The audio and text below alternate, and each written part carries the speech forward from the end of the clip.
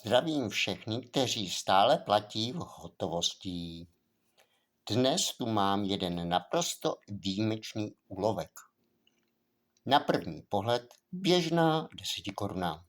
Avšak s ročníkem vražby 1999. Tyto 10 koruny s tímto ročníkem byly raženy v nákladu zhruba 30 000 kusů.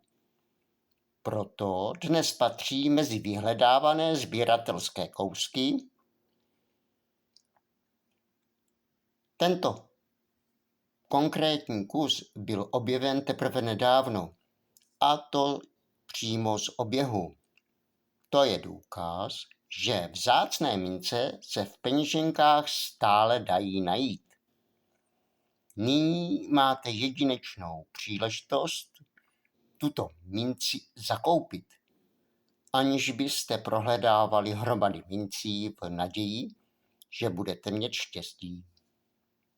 Tento konkrétní kousek máte nyní na dosah ruky a můžete si ihned zakoupit na www.marketmix.cz.